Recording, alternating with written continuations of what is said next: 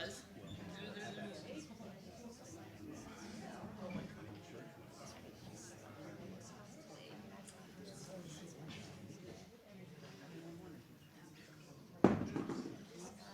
Oh no.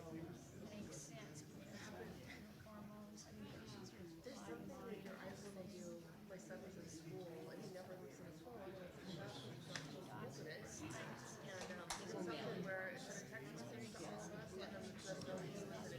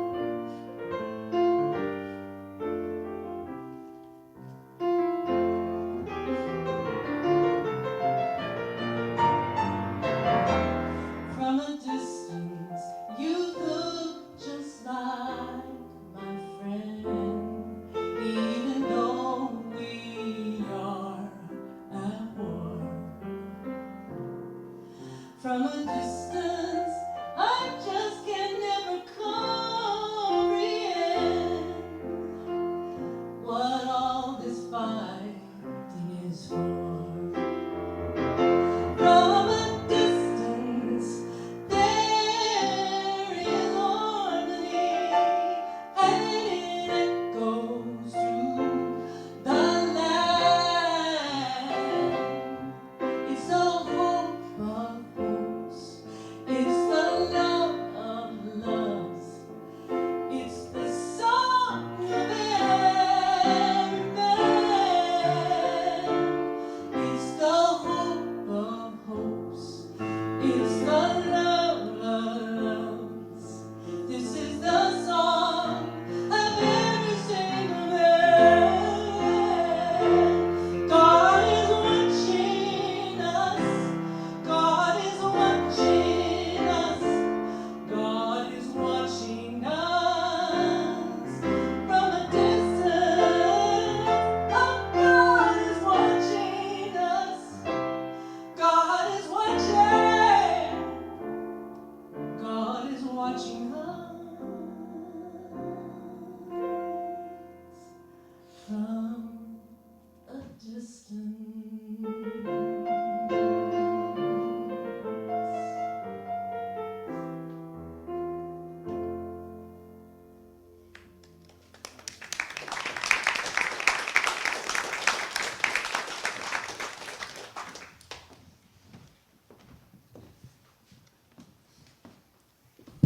Good afternoon and welcome, everyone. Before we get started, I'm going to slip into something more comfortable.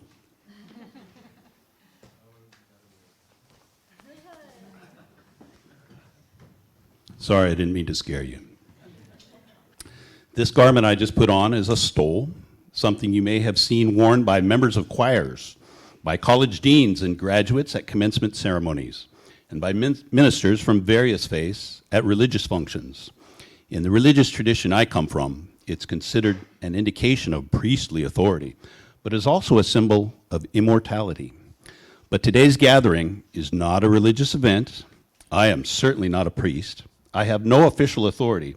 And as far as immortality, well, a little bit more on that later on. Instead, I wear the stole in an informal celebration of the spirit of the day, borrowing some of its symbolic aspects from those other spiritual traditions. If ever a bad pun was more irresistibly appropriate, you could say, yes, I stole it from them. Thank you, Margaret and Chris, for that beautiful song, that wonderful music. It's all about music, especially today. Music, it is said, is the universal language of humanity. Music is present in all cultures, races, and peoples, and its beauty and power has inspired minds and motivated hearts throughout history. Although we all come from different faith traditions and hold different beliefs, as human beings, we are all members of what I call the Universal Congregation for the Perpetuation of Magnificent Music. It's an old congregation. I conceived of it about a month ago when Randy asked me to deliver this eulogy. In reality, of course, I did not conceive it, and it really is quite ancient. In fact, the Universal Congregation for the Perpetuation of Magnificent Music, or whatever other name we might want to call it, has existed since the dawn of time, since human beings began to clap their hands, bang sticks and rocks together, and dance in celebration of their existence. It encompasses all styles and genres of music, and you don't even have to sing or play an instrument to be a member of this congregation.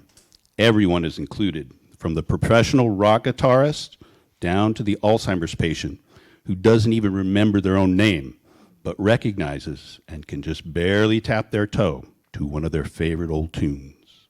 It includes listeners and audience members as well as performers.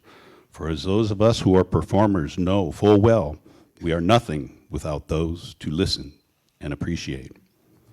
Today, we celebrate the life of an amazing and talented woman who is clearly a leading member, if not a high minister, of the Universal Musical Congregation, and who devoted her lifetime to provide us with magnificent music. She was no ordinary person, And that's why this, my friends, is no ordinary stole.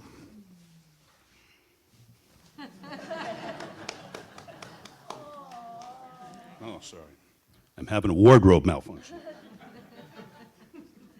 Being recorded, too. There we go.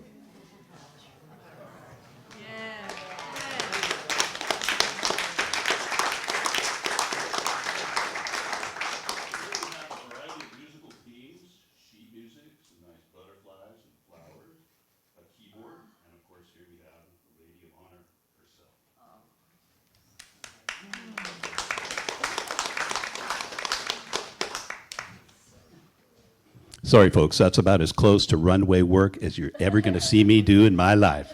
And everybody is going, thank goodness.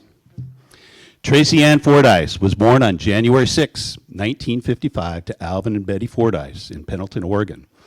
Alvin and Betty were active in a variety of local civic and charitable organizations and instilled in Tracey the values of community participation and a great sense of humor. Tracey took a liking to the arts at an early age, studied painting and French, learned to sing and play the piano, then later the guitar. She also excelled in gymnastics and dancing. Never what you would call a shy, retiring violet, Tracey showed pizzazz and spunk at an early age and never let her shorter height compared to the other girls stop her. With her combination of skills in dancing, gymnastics, singing, and dynamic personality, Tracey became not only a successful cheerleader, but was in fact the lead cheerleader and trained many other members of the Pendleton High Rally Squad throughout her high school career. She also landed the title role in the school production of Hello, Dolly, and performed with the school swing choir on their trip to Europe, all to rave reviews. Tracey's first paid job as a musician was at a wedding reception at the lounge of the Sky Room, a Chinese restaurant in Pendleton, when she was just 15 years old. Not surprisingly, the restaurant owners offered Tracey a regular gig playing in the lounge. Tracey's parents encouraged her in her music and with the Sky Room gig too, but with conditions. She had to keep up a 3.5 GPA and she had to be home by a certain time. Tracey's dad Alvin also served as her roadie, ferrying her keyboard to and from the restaurant. Tracey's music became her calling, and she made no secret that she wanted to become a star. But as the famous AC/DC song says, it's a long way to the top if you want to rock and roll. While Tracey continued performing at the Sky Room, the Elks Club, and numerous other venues in the Pendleton area during and after her high school graduation in 1973, she also had several other part-time jobs, including working as a gas station attendant and as a waitress at the Indian Hills Roundup truck stop, where she also sang in the lounge.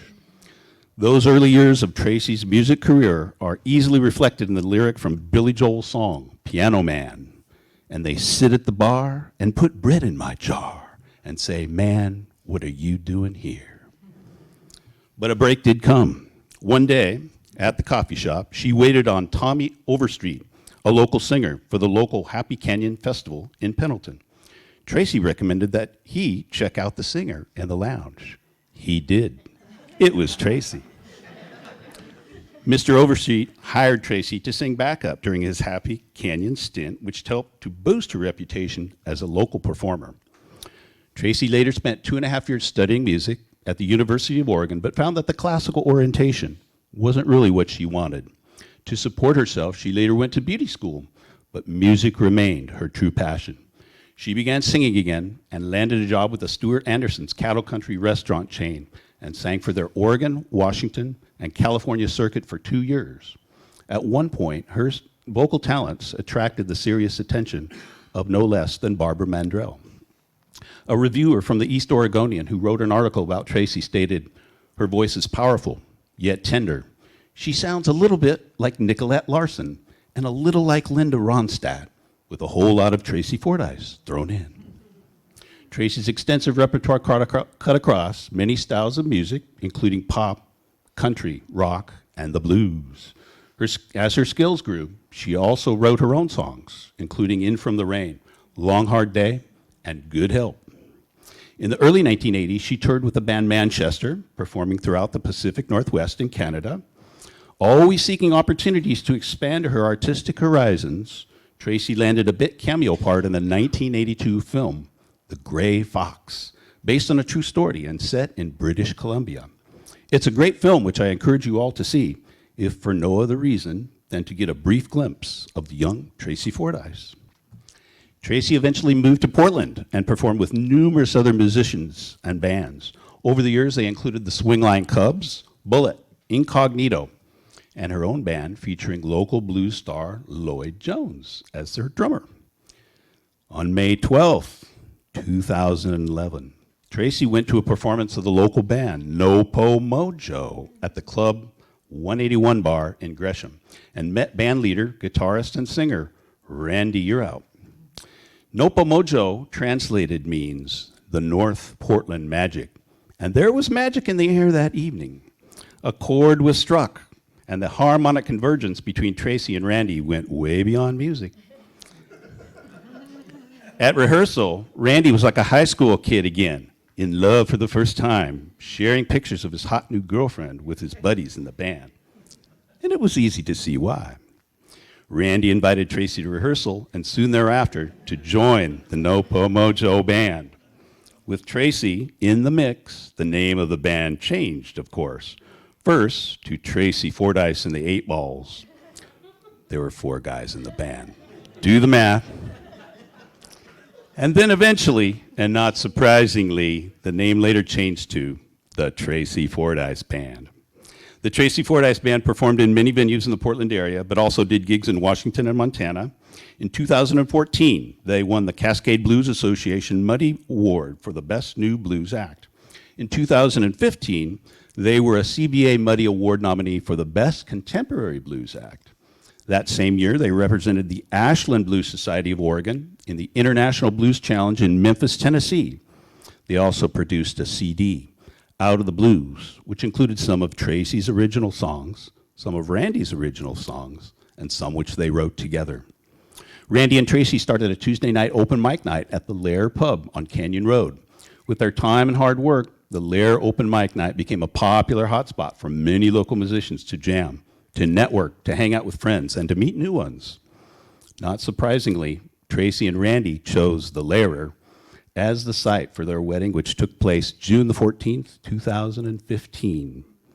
The ceremony and party in a packed house of guests overflowing with so much mirth and Gemütlichkeit was a special day to remember, a genuine manifestation of the universal congregation for the perpetuation of magnificent music, if ever there was one.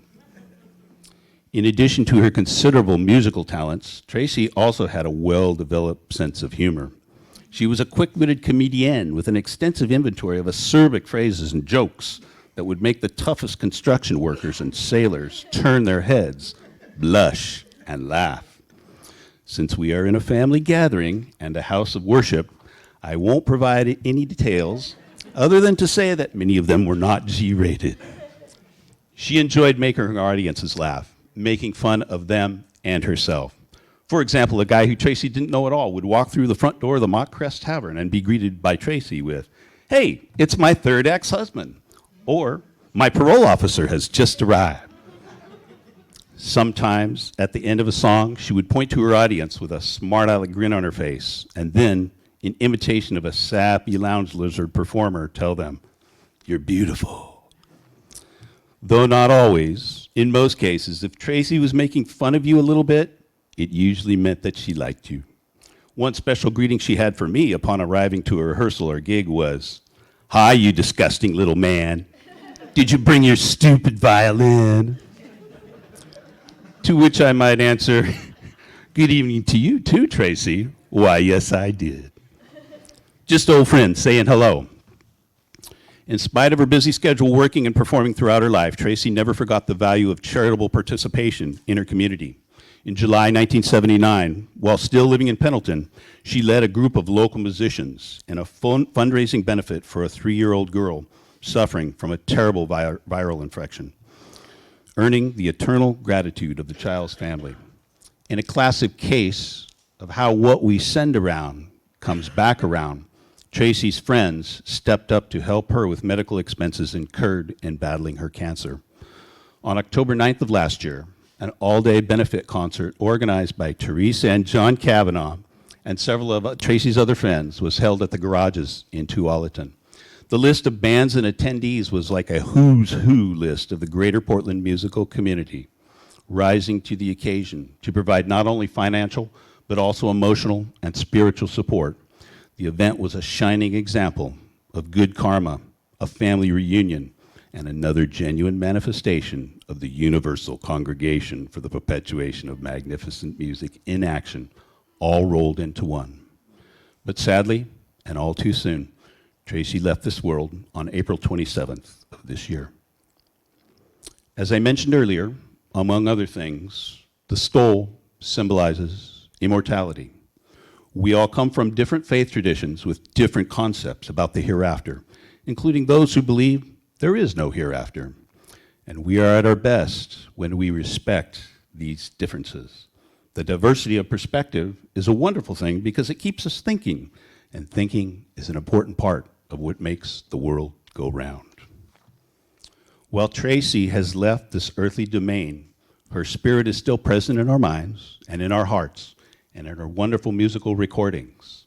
Though the singer's body is gone, her song lives on in this life, regardless of our beliefs in the hereafter. With all due respect for Don McLean and his great song, American Pie, the music will never die. For those of us, though, who do believe in some concept of life after death, however, there is an added dimension. It is compelling and not surprising that so many of the great faith traditions in our world include music in their conceptions of the hereafter. But whether it's choirs of angels, a celestial song circle, or a great cosmic blues jam, whatever form it takes, it's not hard at all to imagine Tracey being there in a place where we all hope to join her someday.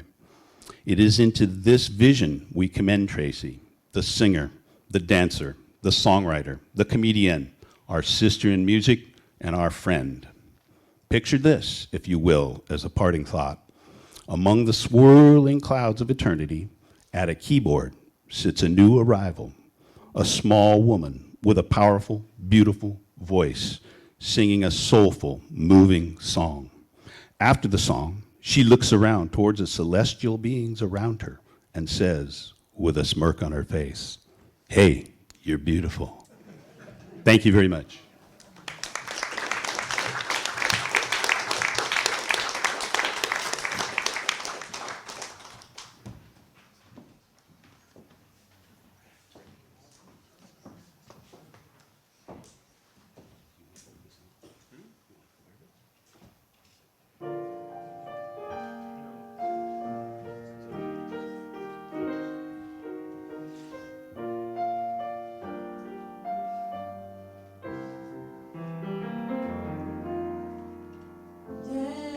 Desperado, why don't you come to your senses? You've been out riding fences so long now. Oh, you're a hard one. I know you got your reasons. These things I believe in you hurt you somehow. Drive the queen of diamonds, boy, she'll beat you if she's able. The queen of hearts is always your best bet. Seems to me as if fine things have been made upon your table, but you only want things that you can't get. Desperado, you know you ain't been any younger. Your pain and your hunger driving you home. And freedom, oh freedom, that's just people talking. Your prison is walking in this world all alone. It get cold in the wintertime, the sky won't snow and the sun won't shine. Hard to tell the nighttime from the day.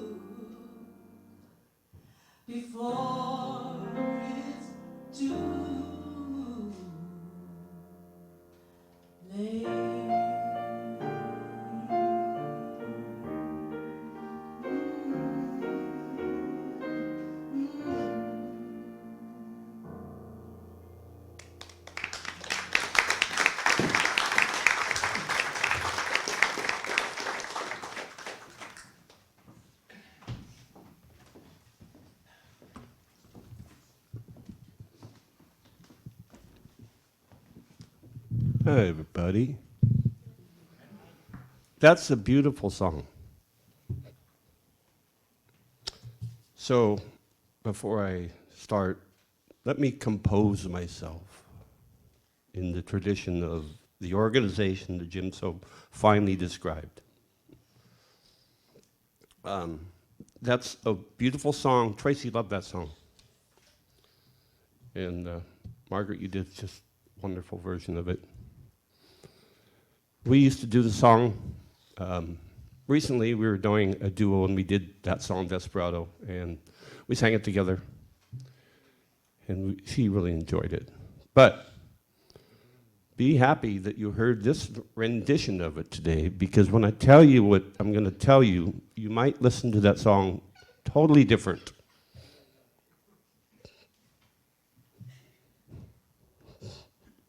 Cracking me up, Jolie.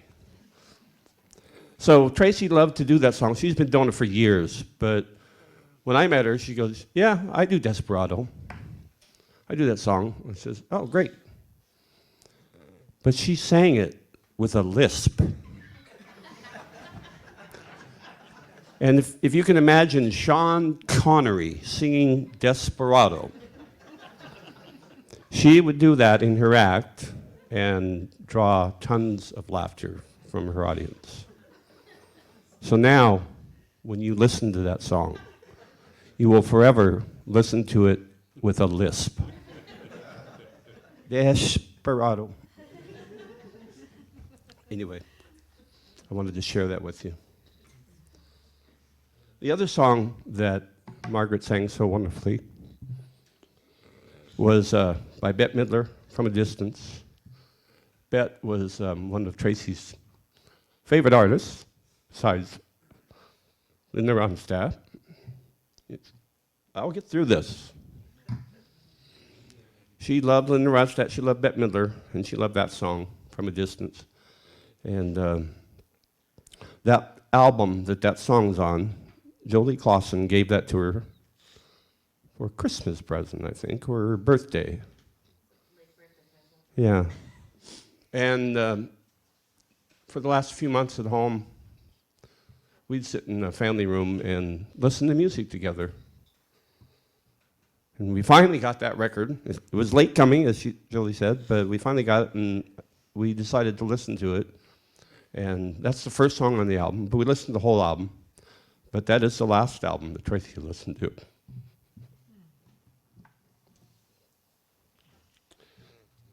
Great song. So, I got this all written down. I'm going to try and compose myself musically so I can get through this with you. I really appreciate everybody being here. So many people come from far, far away. We have friends from New York who showed up at great peril to be here, driving through the smoke throughout the east part of the country.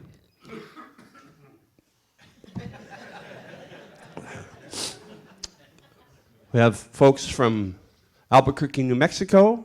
My daughter's here. My family from Montana. I have family from California. Folks from the Seattle area. And all of you and the distance you came to be here today and share these moments. I thank you. I'm going to try to stay focused on the positive as we celebrate the life of Tracey, as that's what she would want me to do. Throughout her many struggles throughout life, and in particular her courageous battle with cancer, for 16 months, probably a little even longer because she didn't know she had it for 4 months or so, she always remained positive and hopeful. And one of the tools she used, as Jim so eloquently told us about, was her sense of humor. Somewhat irreverent at times, and I'm not going to be so reserved when I give you an example as Jim was. I will spell it out the way she would spell it out. So, with that in mind, I want to share a moment with you that took place just a week before she passed. When we chose care partners, hospice facility to assist me in caring for Tracey at our home, they sent out the admitting nurse to go through the process and sign all the papers. And during the meeting, Tracey and I listened attentively, asked questions, and then signed the necessary documents. The nurse then asked if we had any more questions, and we both said no. The nurse then, unsuspectingly, said, "Tracey, is there anything else I can do for you today?" After a short pause, a smile came on Tracey's face. And she said, "Yeah? Get the fuck out."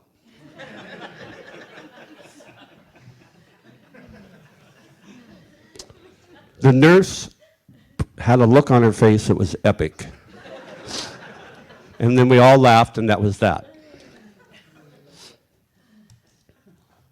So, where did this spontaneous, witty, funny, and sometimes irreverent personality come from? Well, as Jim said, and if Tracey would tell you, she would say it was her parents. They were responsible for the person she is. Al and Betty Fordyce were well known in the town of Pendleton, Oregon, where Tracey was born and raised.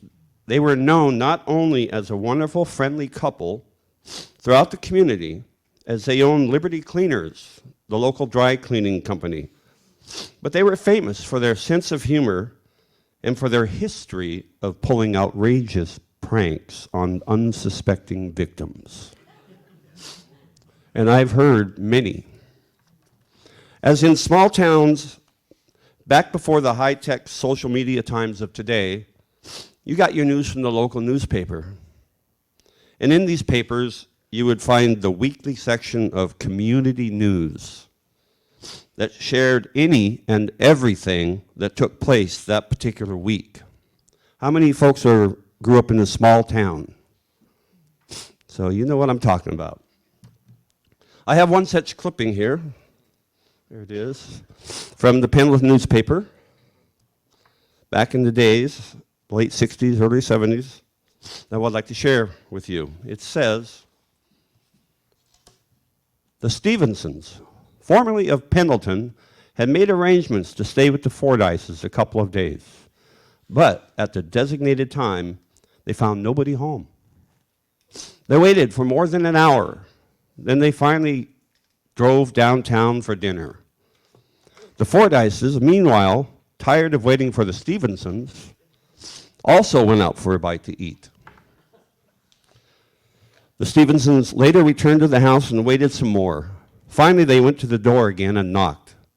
The occupant, who had been grocery shopping while the Stevensons were there before, told them the Fordyces were one block down the street in a home with an identical floor plan.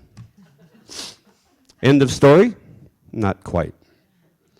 So as always, these newspaper clippings, little stories, people, their family coming to visit, or so-and-so walked across the street and took an apple pie to Mrs. So-and-so. These mundane community stories will go into great detail. However, the important part of this segment, of this clipping, is the part I left out. And it says, "For a while, Mr. and Mrs. Ray Stevenson of Everett, Washington, thought Alvin and Betty Fordyce were up to one of their pranks." Now you know the rest of the story.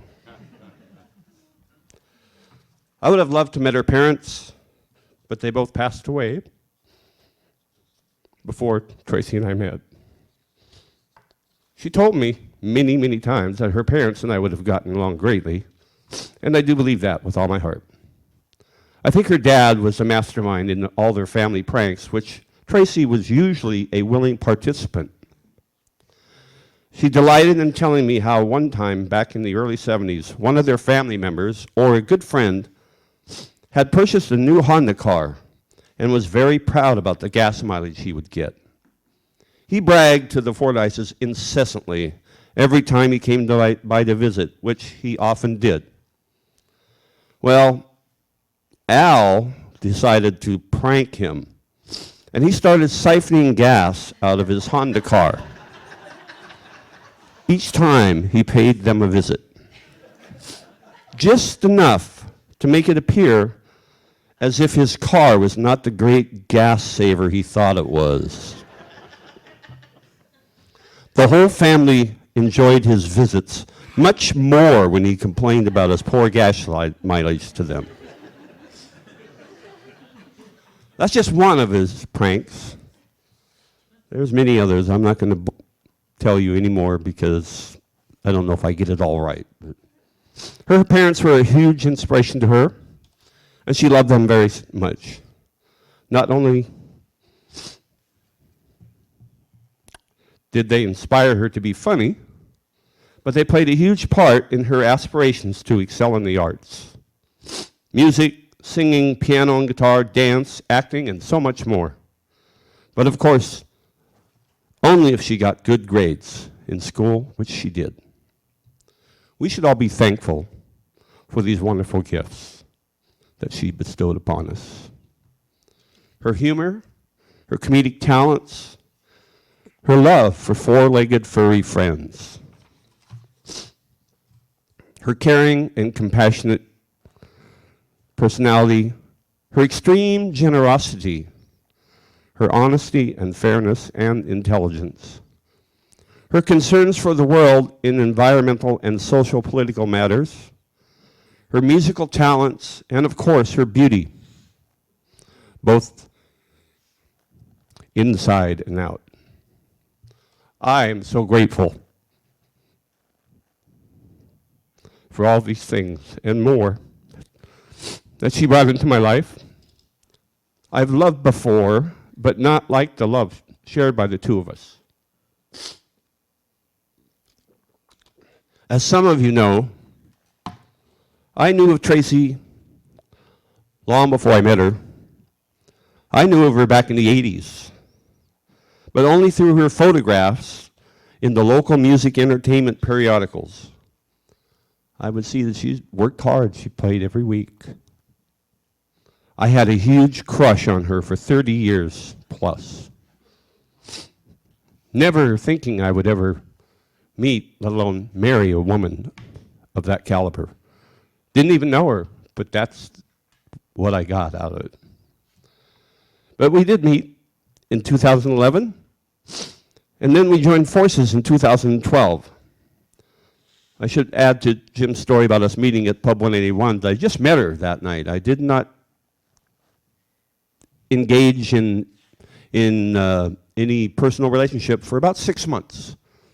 And she did come and see the No Pomojo band, and my friend Rudy Spain encouraged me to, there he is, to have Tracey join our band. And I just thought, because Rudy and I had been in a band before with a girl singer, and there were tragic consequences. As he can fully attest, just ask him. And I mean, musically it was great, but I said, I don't know, Rudy. I just don't know. I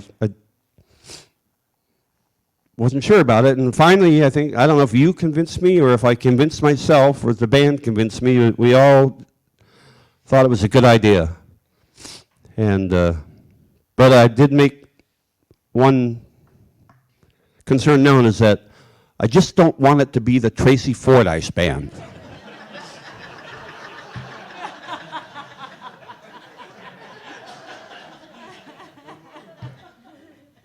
But there you go.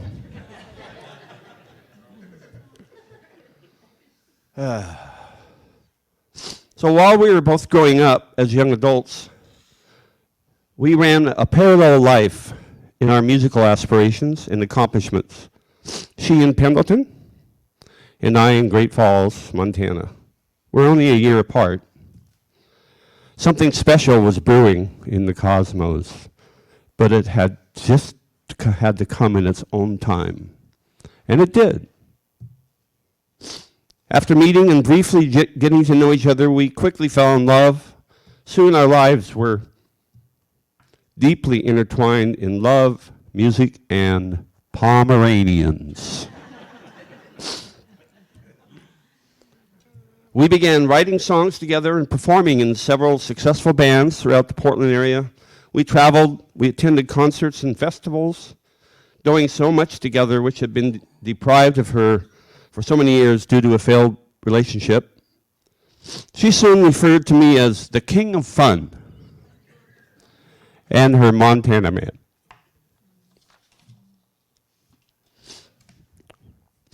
We eventually had written enough songs together to produce a new album, and we released a CD called Out of the Blues by Tracey Celebration and the 8 Balls in 2015, the same year we joined together in marriage.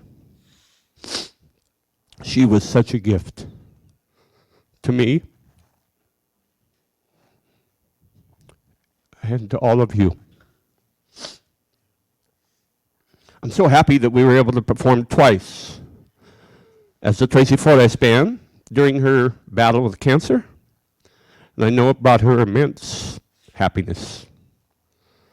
First, last October, at the benefit put on by Teresa and John and many other people who helped support and came and donated their time and efforts. Excuse me.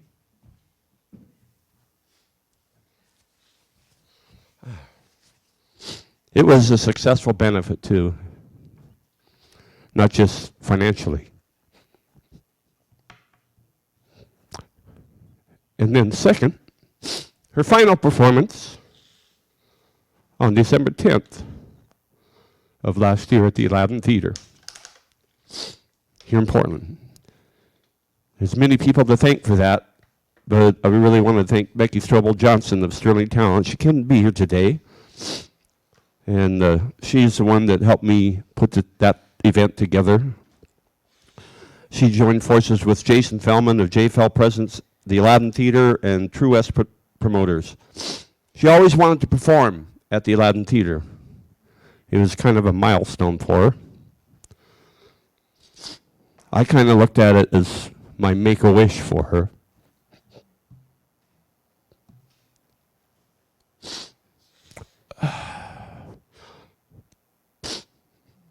Compose. Slow down. It's good advice from my friends. Although she was in a weakened condition and physical state at the time of that performance, she came through with a marvelous performance. And I'm so proud beyond words. In closing, I want to tell you about the white butterfly. You see it on the programs, you see it on the urn here. In many cultures, white butterflies carry a spiritual significance, as they did for Tracey.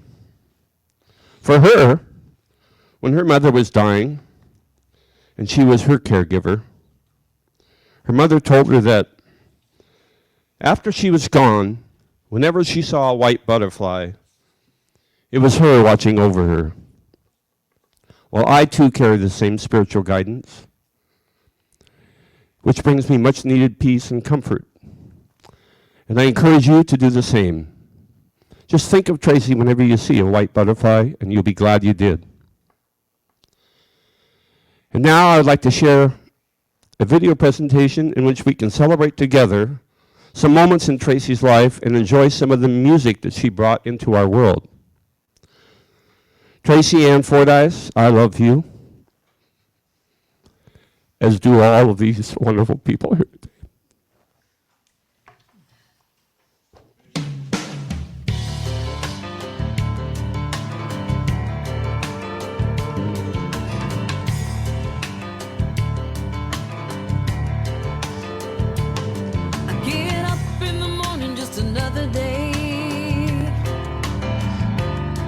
Wish the sun was shining, but the sky is gray. From 5 a.m. till 10:30, I do the same old thing and then I do it again. I got miles to go before I sleep, and if I die, I pray the Lord is on me.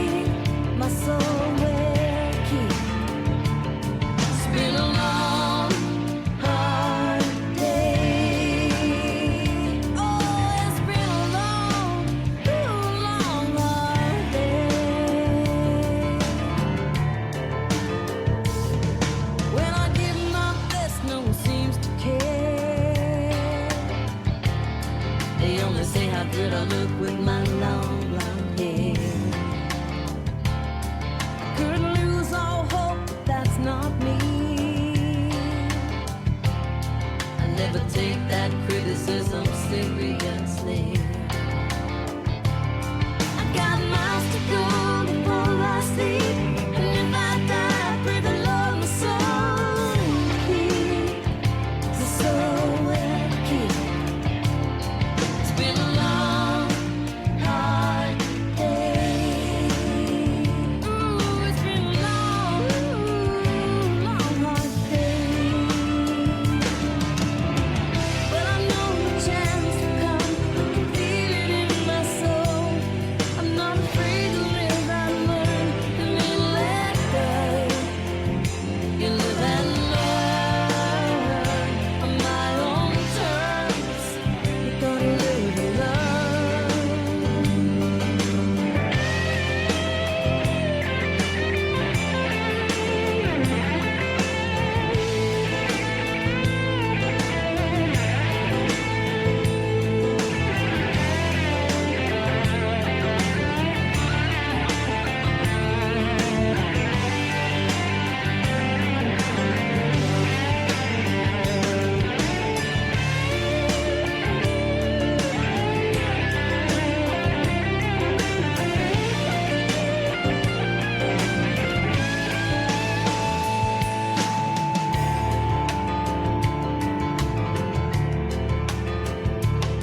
I've been on the outside looking in. This is now, and that was then. It's been a long time coming to come my way. I finally get up in the morning, it's a brand new day. And now I'm laying down to sleep, and when I die, I pray the Lord my soul keep, my soul keep. It's been a long, hard day. Oh, it's been a long, hard day. Oh, it's been a long, hard day. Long, hard day. Well, no, it's been a long, hard day. It's been a long, it's been a long,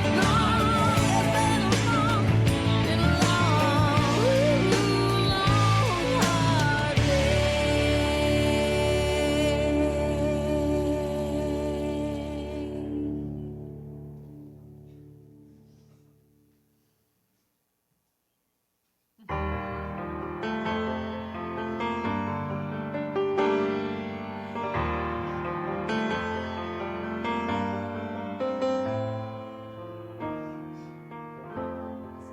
Once upon a time, you were sweet, you were kind, and I really thought we were in love. But you turned mean, you turned cruel, and you broke every rule and every promise that you ever made. But I finally came in from the rain.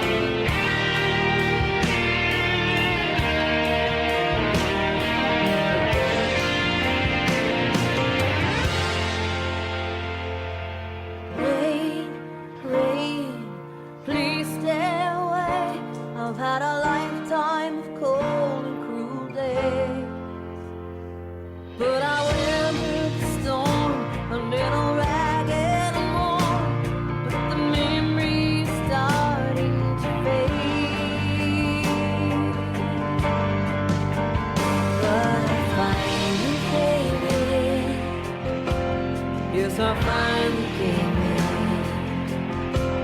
'Cause I finally came in from the rain.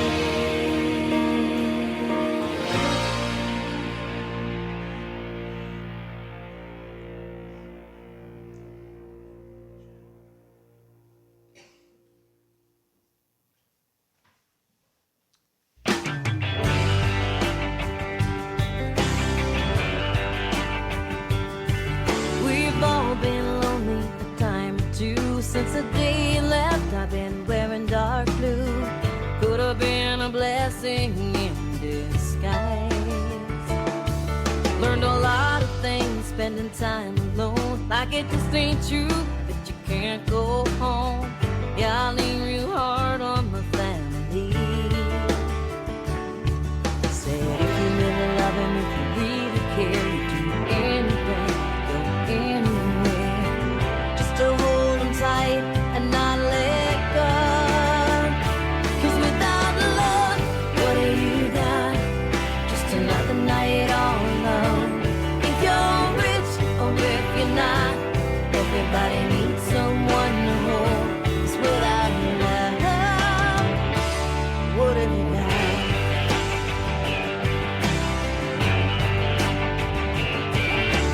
Took some time and gave it all I got. Called up your friends, told them you were lost. Found out you'd been down in LA. Drove all day, drove all night, trying out my words, gotta get it right. If I'm wrong, we'll be losing everything. I wanna tell you that I love you, much I care. Run my fingers through your hair. Gonna hold you tight and not let go. 'Cause without love, what do you got? Just another night all alone. If you're rich or if you're not,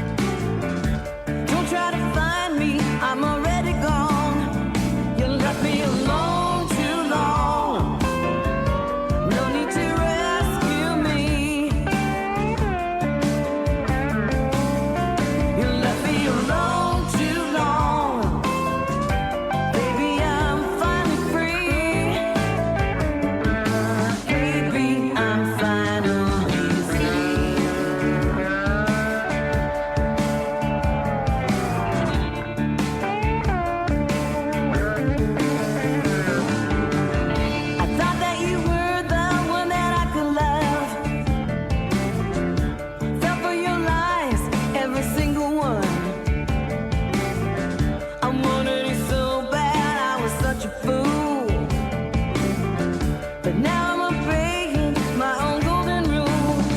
You left me alone too long. No need to rescue me. Left me alone too long. Baby, I'm finally free. Baby, I'm finally free.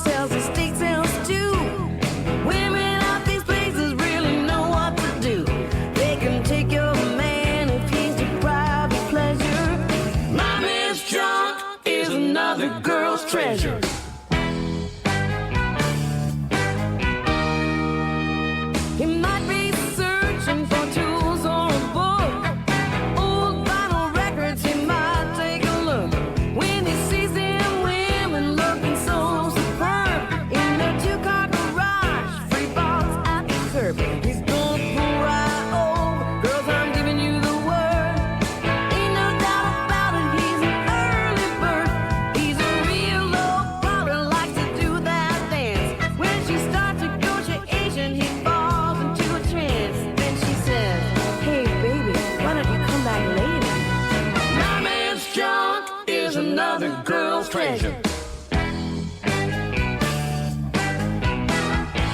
Hey girl, that's a nice rack of clothes you got there. Maybe you got something a man my size could squeeze into. What's that? They're only 50 cents. Hell, you're cheap, girl. Hey, I know it sounds funny, but I ain't got no money. Would you consider a trade?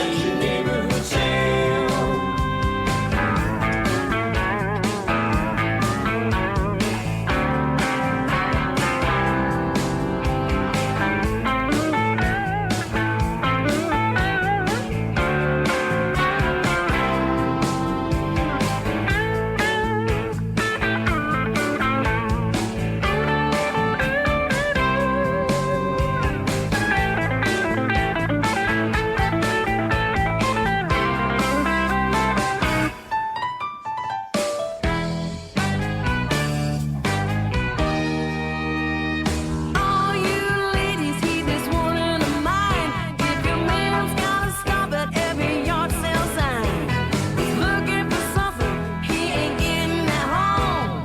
Ain't no knick-knack or a garden gnome. You better treat him right. You know what to do. Wanna keep his junk, you know it's all up to you.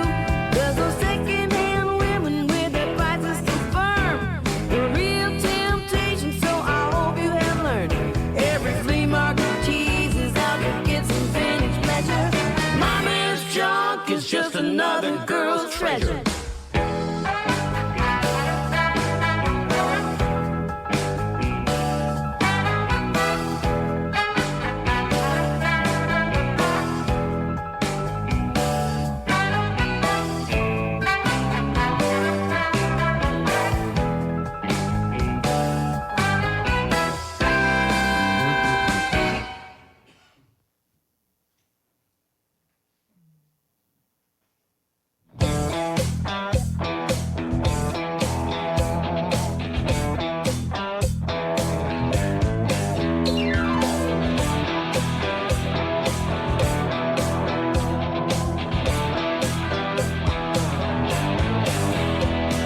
When I was young, I lost my soul.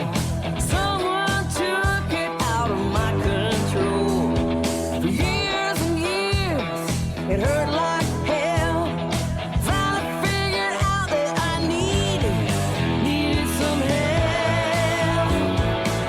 Good help is hard to find.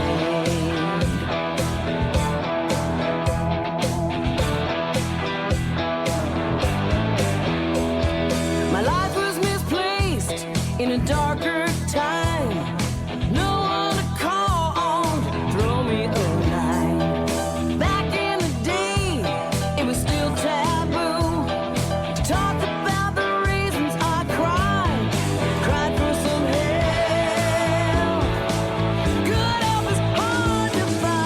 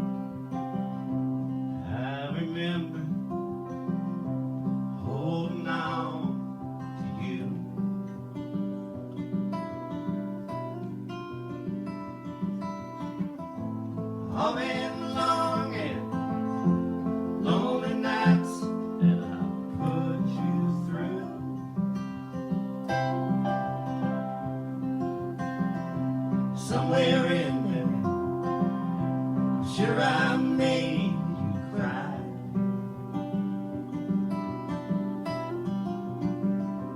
But I can't remember if we said goodbye. But I recall all of them nights down in Mexico. One place I will never go in my life again.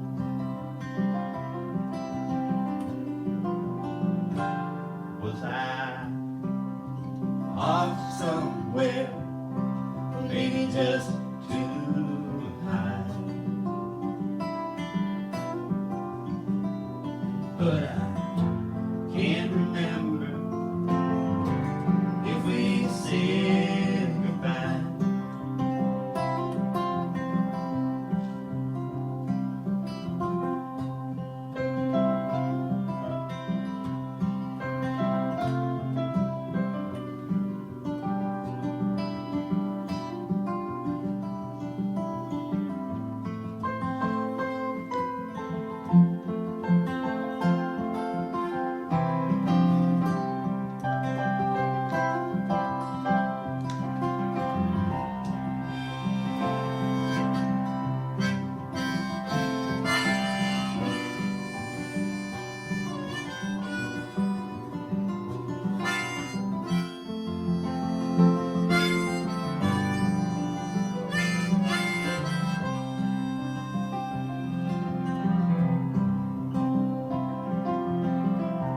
I only miss you every now and then.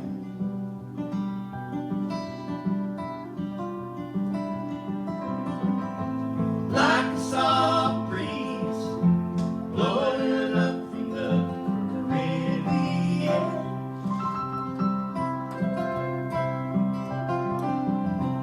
Most Novembers I break down and cry.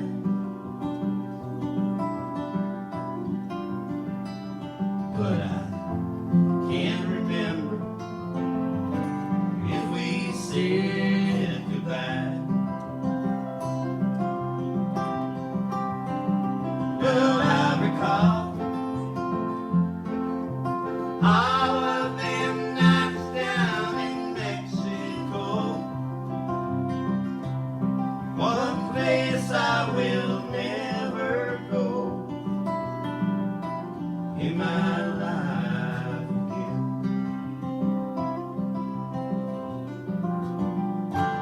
Was I off somewhere, maybe just too high? But I can't remember if we said goodbye.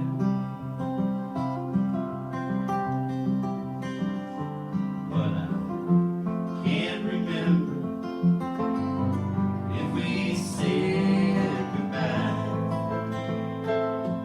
Goodbye. Goodbye.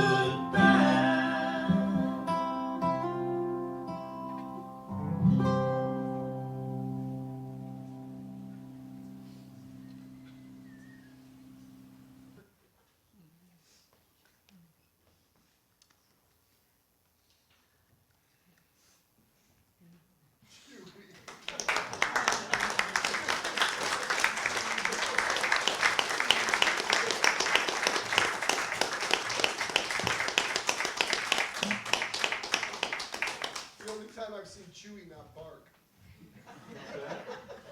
Only time he hasn't seen Chewy bark. We're gonna do a song that was written by Jay Unger, who's a great Americana fiddler, musician, composer. He wrote this song called "A Shokin Farewell" for a fiddle camp up in upper New York somewhere, I think. Ashokan, New York, and We wrote it for, after the summer was over, the camp was over, and everybody was leaving, in kind of a thoughtful reconsideration of the events that took place with everybody, and looking forward to meeting again.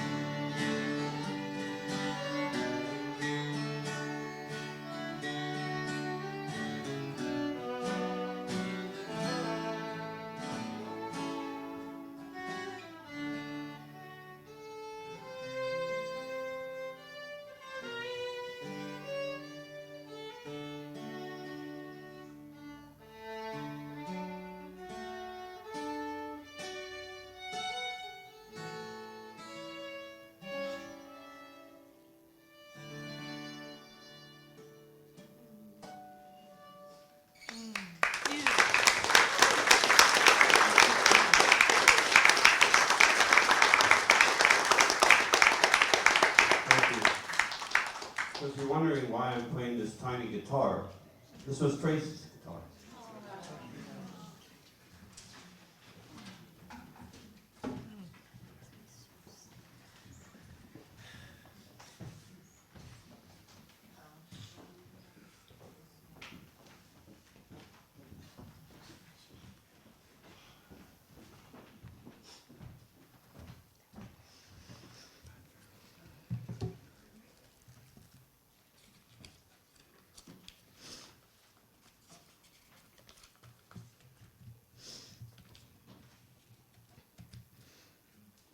I'm not starting out very well, am I? I'd like to thank Randy for putting this memorial together and for taking care of Tracey through her cancer treatments and end-of-life care. I got to see how much he loved her, and I am very grateful that she had him in her life. Thank you, Randy. Montana man. You might all be wondering why I'm wearing this woodland fairy dress. This was Tracey's, which I'm sure some of you have seen her wear before, holding court at one of her gigs. She gave it to me when it no longer fit her, and she told me to wear it on first dates to weed out the weak ones.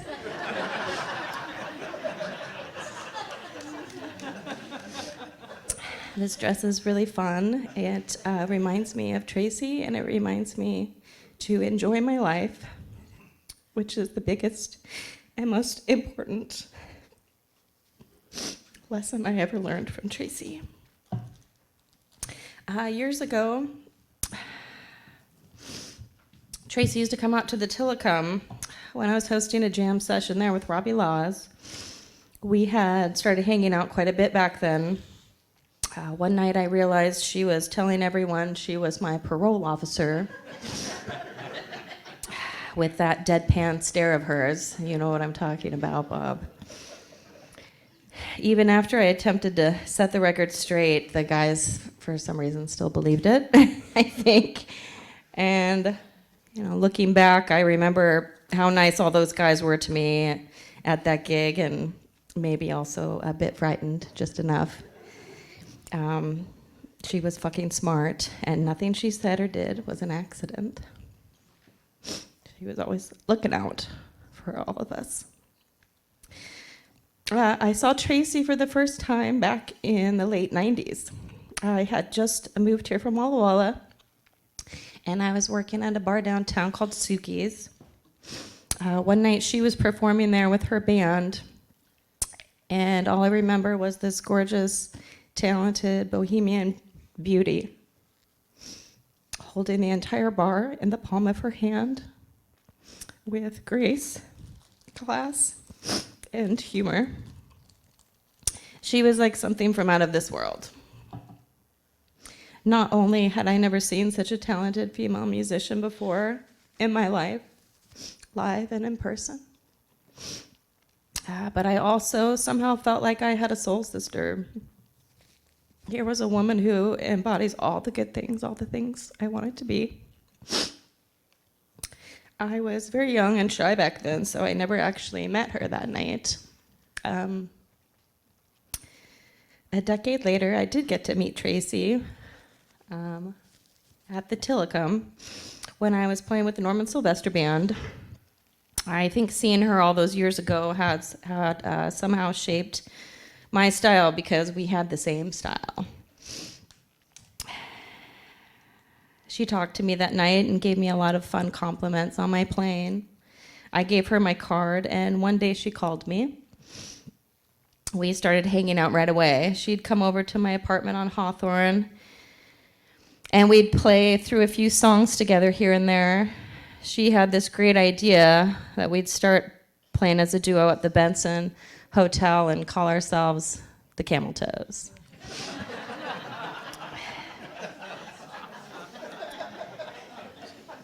We didn't ever get the band together, but we had a lot of fun hanging out. She'd tell me what to wear and what not to wear. I remember one time she came over to my apartment. She goes, "Oh God, take those pants off. Let me know when they're off." Just stuff like that. Oh. People thought we were sisters all the time. She's 20 years older than me, but as you all know, she looked so young. It wasn't just her epic skincare routine that kept her young and beautiful. It was her spunk, her humor, wit, and very kind heart. Tracey was the most generous and kind person I've ever met. And I loved the way that she treated other women. Going off script here a little bit, but I remember she told me this story when she was in beauty school, and there was this gal who was kind of bullying some of the other gals, and she glued that bitch's locker shut. So she was always standing up for the other women. She was always giving compliments straight from the heart and always down to earth, very real, no bullshit. She celebrated women and encouraged them. She always made quick friends with the gals working at the shops and the restaurants that we'd go to. We'd meet at the McMinimans by her house for lunch, and she'd bring some fancy hair product for the cool waitress with the blue hair. She was instantly friends with everyone, and strangers adored her. She could also get away with saying just about any crazy thing and get a laugh out of everyone. She had a magic about her.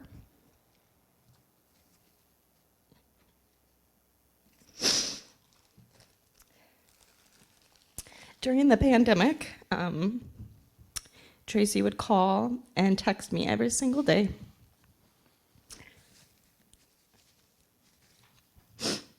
Checking in, giving me encouraging words, and always making me laugh, always. She encouraged me to buy a house. She encouraged me to start singing. She encouraged me to date. She had this, she'd always tell me, "Oh, Jolie, I can see it. He's got curly dark hair, blue eyes, and cowboy boots." Okay, he's the one. You'll find him. Haven't met that guy yet, but she encouraged me to quit things that I didn't enjoy, and she encouraged me to adopt my very sweet dog who has changed my life.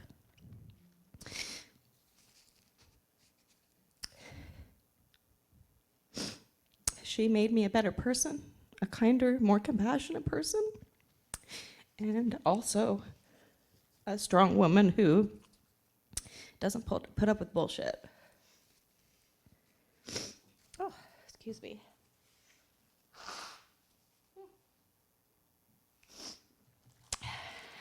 Tracey was always giving me gifts. Clothes, beauty products, jewelry, boots, stuff for my house. She gave me these boots. She even got me an amazing job that I had for 10 years. But the most amazing gifts she ever gave me were her life lessons. She was always reminding me to enjoy my life. She taught me to say no to things that didn't serve me. She taught me to take days off work and to never go to bed without washing your face. Yeah, you're doing it wrong. You get a washcloth and get it. Tracey passed away on a Thursday night.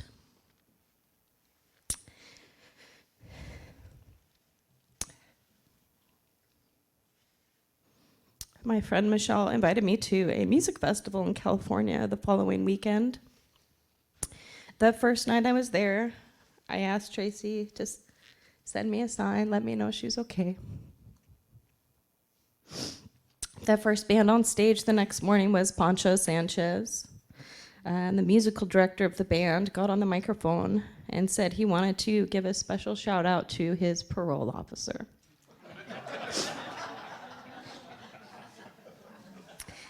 I know Tracey is okay, and I do find comfort in knowing that her pain is over. I love her. Oh my gosh. I love her more than I have ever loved anyone in my life, and I will miss her every day. Thank you, Tracey, for being my rock, for being my soul sister, and for being my BFF, my best fucking friend. Thank you. Enjoy your life.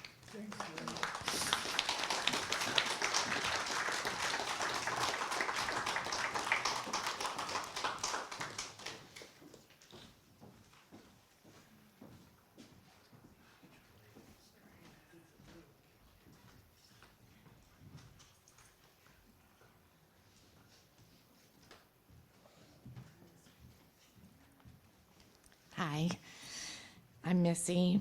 Jolie, she loved you so much. I was close friends with Tracey, and she would say, "We're close friends, but you're not my fucking best friend, Jolie is." And it was true. And she loved you so much. I met Tracey and Randy about 11, I think it was 11 years ago. We were trying to figure it out, but at the time I had moved from Austin and had finally, in my mind, been able to be free to just pursue music.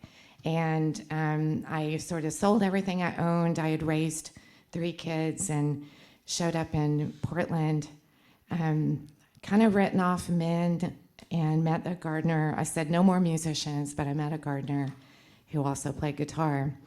But I took a job as a bartender because I really wanted to only do music and not fall back into doing nonprofit work and losing myself in other people's songwriting. And so I took this job as a bartender in our neighborhood on Taylor's Ferry.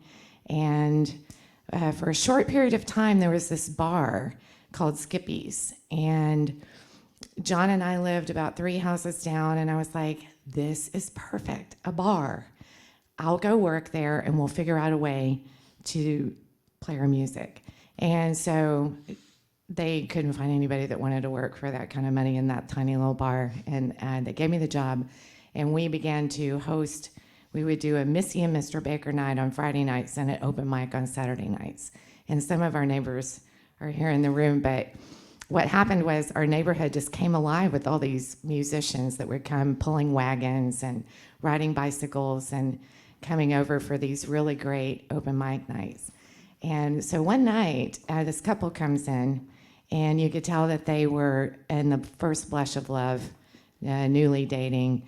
And our friends brought them, and one of you told me, by the way, they're a big deal. And that's Tracey Fordyce, and that's Randy Yearout. I was like, oh, okay, great, this is awesome. I go over to them and I say, what would you like to eat? And you ordered hamburgers. Well, Randy looked, so they order a burger. She says, and I like it well done. And I think she could tell by the look of the place. It was like super dark and a little bit dirty. She's like, definitely well done. And then I get up and I go into this closet, and it's this tiny literal closet with a secondhand electric griddle to make the burgers, because that's all we had.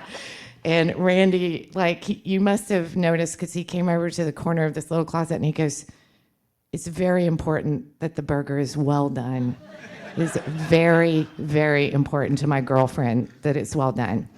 And it was, because nobody got sick. But that night, Randy and Tracey got up and played. And I remember this moment, and John does too, because we've talked about it a lot over the past year or two, but I was at one end of the bar, John was at the other. They get up, Tracey, I think, tells a dirty joke and then goes into this great song, and I knew 3 things: that Randy was a great guitarist, that Tracey was a natural performer who was also a comedian, but she had the most beautiful voice I had heard in Portland. Really anywhere, because Tracey had, like the reporter said, a voice that was reminiscent of a lot of different legendary voices, and it all came together to be her. And I think I also realized that just from talking to her, that she was super funny, and we swapped numbers, and I think I knew that night that we would end up being buddies. So after that time, we became fast friends, and then Randy and Tracey really helped John and me to find our way in this weird blues community in Portland. And our first gig that helped us to feel a part of the community was opening for Tracey and Randy at the Cascade Blues Association. And it was a big deal for us, and it sort of legitimized who we were to be opening for you two. So thank you for that, because it was the beginning of a long, 2 iterations of a band that my husband and I have, and now we're Mojo Holler, and we thank you for being a part of it. But Tracey and I became friends based on a couple of things, and one of them was that she was a real teacher to me.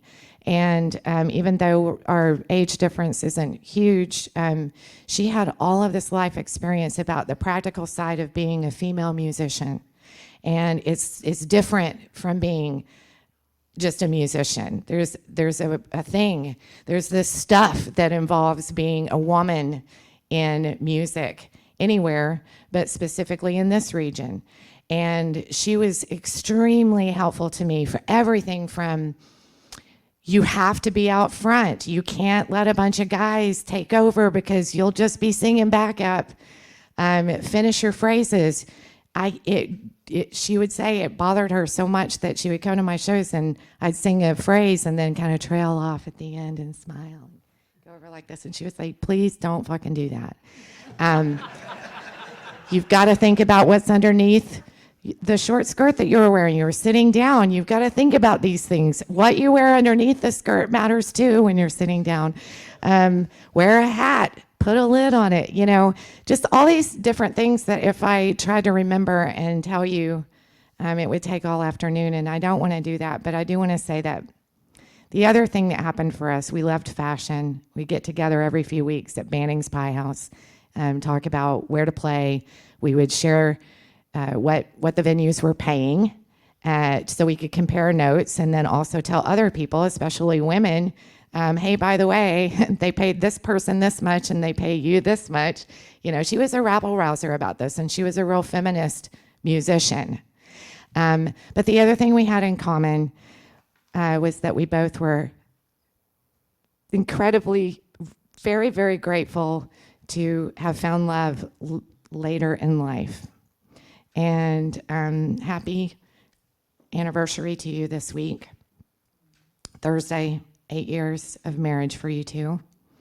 Friday will be 5 years of marriage for John and me.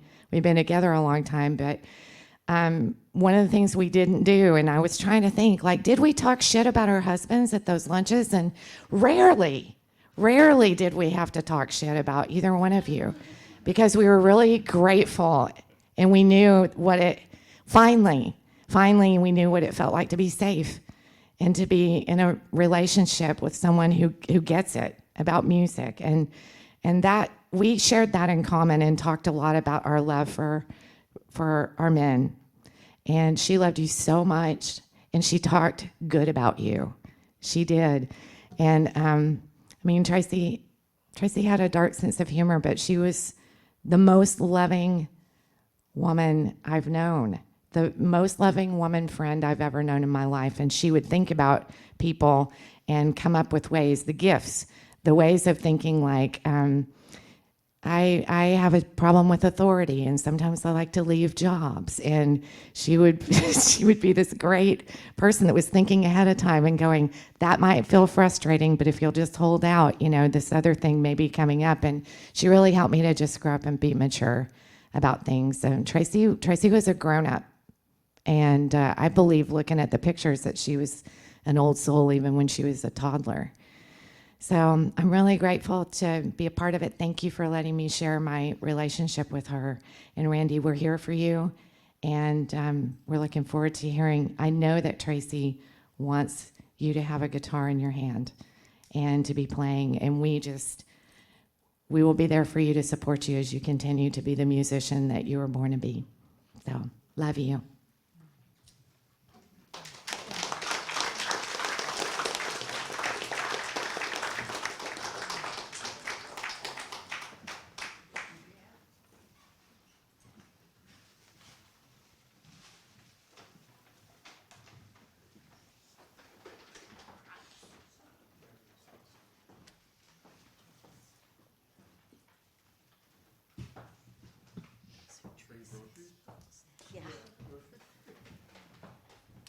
Like there might not be enough food downstairs.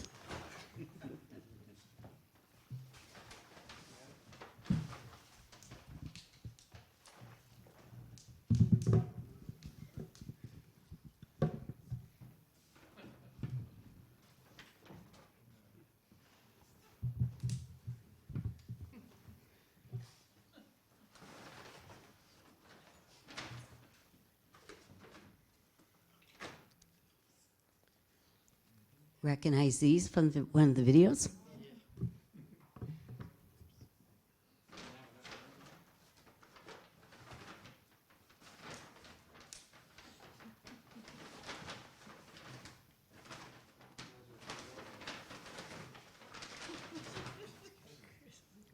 How about these? All right, there's many more. I'm not going to pull them all out. Many more bags at home, too.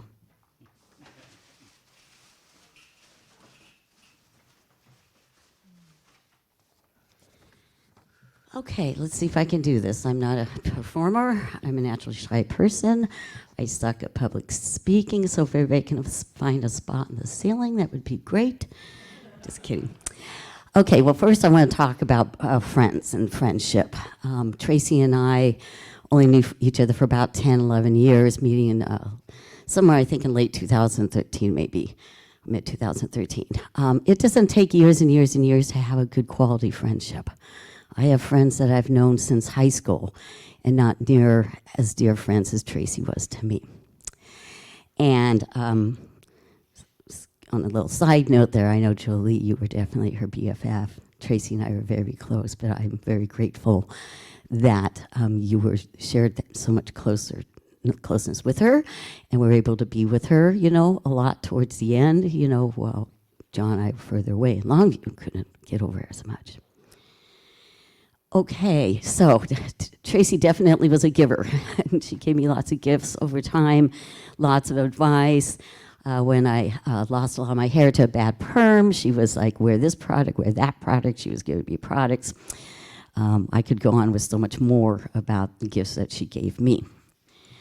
When we first met in 2013, we met, well, through the jam that Randy and Tracey had at the Lair. And John had been off the music scene for a little while because he was a musician for a bazillion years in Arizona. And when we moved up here, he didn't know anybody. Randy and Tracey were so instrumental in getting John up on stage and playing and getting to know him to the music community and promoting him, even having him one of the jams when they couldn't. For a little while, John had a jam, and they wanted to play there because they had a friend coming from Florida, Red, I think it was, and they wanted John to be their bass player for that. I think mostly because their bass player at the time wasn't available.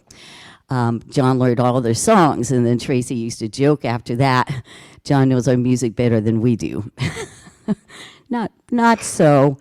And I've heard a couple of comments about, you know, the benefit, Randy thanking us for the benefit, or the people thanking us for the benefit, just so everybody knows. At the beginning of this whole thing, and when the GoFundMe was up, Todd was one of the first people to make generous donations and donations of his radios, you know, and put them up for auction. And we bought a couple of those to donate to the GoFundMe part.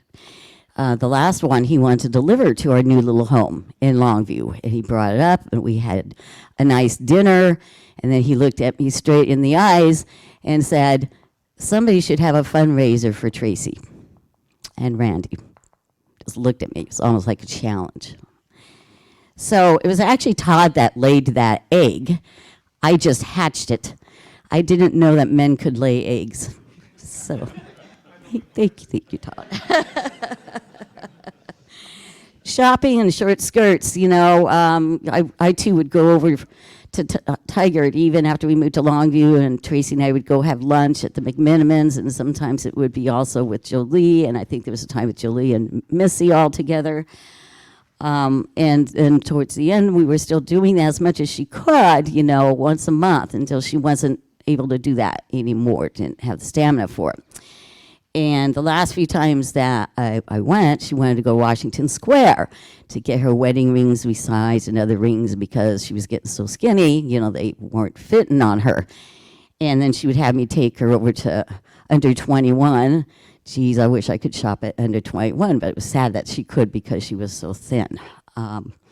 And take me to another couple of stores. And then at that time, she was telling me, Teresa, you need to wear shorter skirts. Like others out here, she was often saying, you should do this, you should do that, you should do this. Because I've been known to wear like shorts that go like down almost to my ankles. And I was going to get around to doing that. I didn't want to take her delicate time when we were shopping together to try things on. But I was going to get around to doing that and never got to it in time. But now we have this.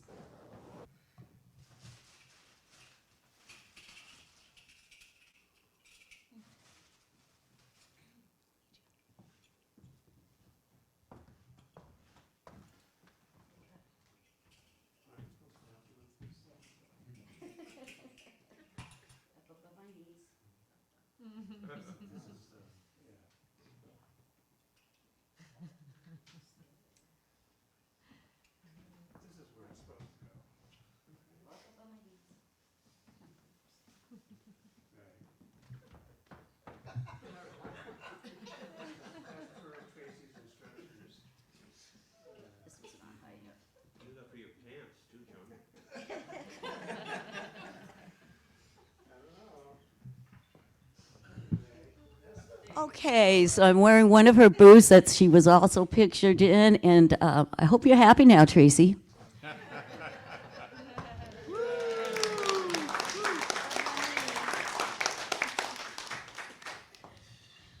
I'll still work on officially buying one. Okay, on to Chuck E. Cheese. So, poor Randy, dear Randy, didn't get a proper retirement party. He retired just basically in time to help Tracey in her last few weeks of life. He was such a wonderful husband. So I'm thinking we should all take over a Chuck E. Cheese's, kick all those little kids out, have a retirement party for Randy and watch him bounce up and down on those balloons. If we can take over the garages, we can surely take over Chuck E. Cheese's. Another challenge. Okay.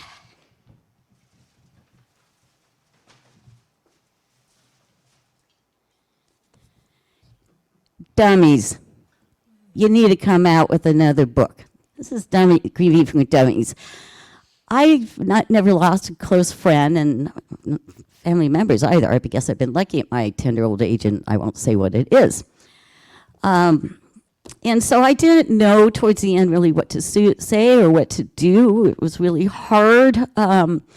Sometimes I would say things that used to be the right things for Tracey. She would laugh at, and then it got to sometimes where, wasn't so funny or just what, it was hard. Anyways, it was just really hard. And so Dummy should come out with a book that's like, how to prepare for when somebody's passing away, because I just had no idea, This tells you how to, grieve after somebody's passed away, but it's got some useful things in it, but not for what I needed at the time. Going off script here just a tiny bit, the day after Tracey passed away, there was a huge swarm of beautiful, bright, yellow-chested sparrows, maybe about 30 of them. I'd never seen them before. And they just swirled around the bird feeder out front and left, and I've never seen them since. And then in the next couple of days, following days afterwards, white butterflies did appear. They appeared out front. They appeared out behind the porch. And then now they've gone away too, and I hope to see them again. So I know that was Tracey. I knew about that story.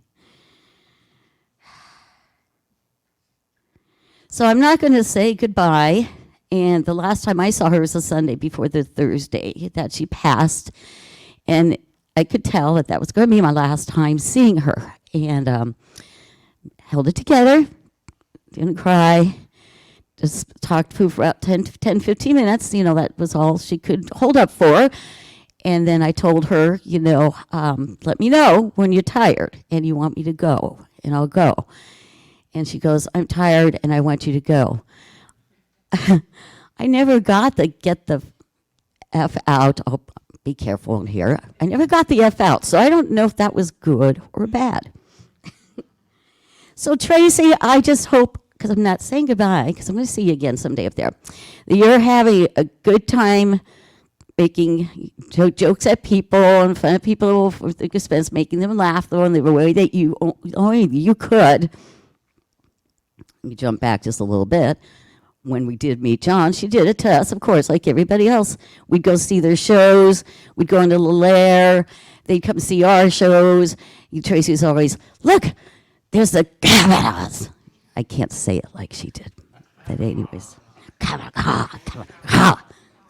always did that. So I hope you're having fun up there, joking around, jabbing around with people like Jeff Beck, Kurt Cobain, Jim Morrison, Michael Jackson, Tom Petty, and that guy in that purple suit. And we'll see you later. Okay. Much love, Randy.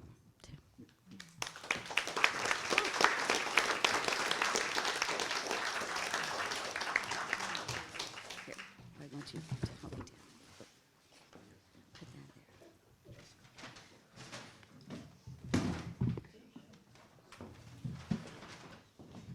And I have bags and bags of shoes that Tracy gave me.